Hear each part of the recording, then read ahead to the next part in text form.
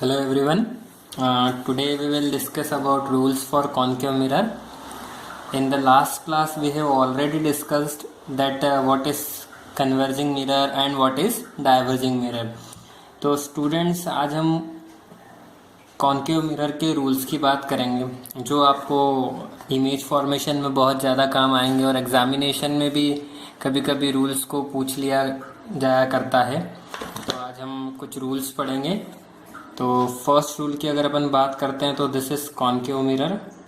चूँकि हम concave mirror के रूल्स की बात कर रहे हैं इसलिए this is a concave mirror. Polish ज़रूर करिएगा।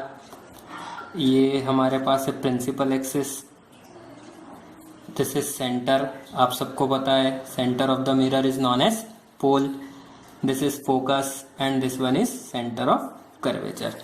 तो फर्स्ट रूल इज दैट कि जब भी कोई रे प्रिंसिपल एक्सिस के पैरेलल रहेगी, जैसे ये वाली रे है, whenever the ray is parallel to the principal axis it will always passes through focus। तो जो भी रे प्रिंसिपल एक्सिस के पैरेलल होती है वो हमेशा after reflection from the mirror it will pass through focus. तो friends this is the first case in which the ray which is parallel to the principal axis after reflection will pass through focus. Now we will discuss about second case.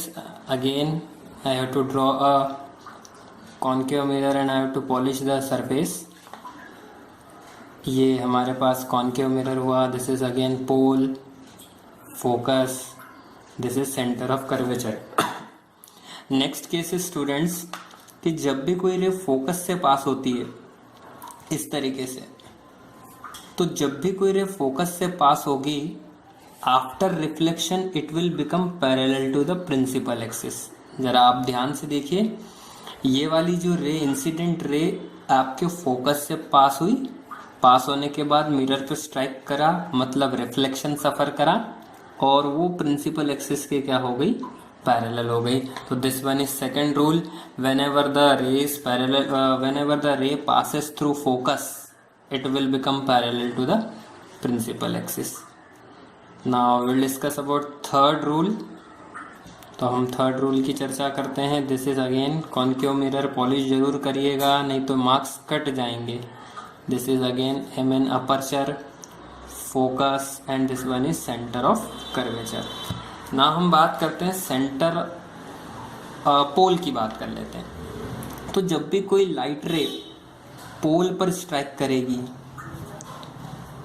तो वो law of reflection को follow करेगी, मतलब वो जितना angle यहाँ इस principal axis से बनाएगी उतना ही एंगल बनाकर वो नीचे रिफ्लेक्ट हो जाएगी। मतलब आपका angle of incidence angle of reflection के बराबर है। मेरा पहला वीडियो था जिसमें मैंने रिफ्लेक्शन पढ़ाया था, जिसमें मैंने आपको रिफ्लेक्शन के बारे में बताया था। तो ध्यान रखिएगा कि जब भी कोई लाइट रे पोल पर स्ट्राइक करती है तो वो लॉ ऑफ रिफ्लेक्शन को फॉलो करती है, means angle of incidence is equal to angle of reflection. तो ये हमारे पास तीसरा रूल था। हम फोर्थ रूल की तरफ बढ़ते हैं। 4 रूल बताऊंगा मैं आपको। तो again this is what concave mirror. जिन रूल्स की आपको क्लास 10th में ज़रूरत पड़ेगी मैं वो रूल्स आपको बता रहा हूँ। This is again pole, this is focus and this one is center of curvature. ध्यान रखिएगा, पोल से जितनी डिस्टेंस फोकस की होगी उतनी ही डिस्टेंस आपकी फोकस से सेंटर ऑफ कर्वेचर की होगी। तो जरा देखिए, अब जब भी कोई रे सेंटर ऑफ कर्वेचर से पास होगी लाइक दिस, तो आफ्टर रिफ्लेक्शन वो अपने पाथ को रिट्रेस कर लेगी। मतलब जो लाइट सेंटर ऑफ कर्वेचर से पास हो रही है वो मिरर पे टकराने के बाद वापस से उसी पाथ से लौट जाएगी। वो कहते हैं ना कभी कभी कोई लोग कि आप जिस रास्ते से आए हो उस रास्ते से वापस निकल जाओ। तो यहाँ वैसा ही हो रहा है कि जब भी कोई लाइट रे सेंटर ऑफ कर्वेचर से पास होगी it will retraces its path. तो friends these are the 4 cases. I hope आपको समझ में आया होगा। Thank you everyone.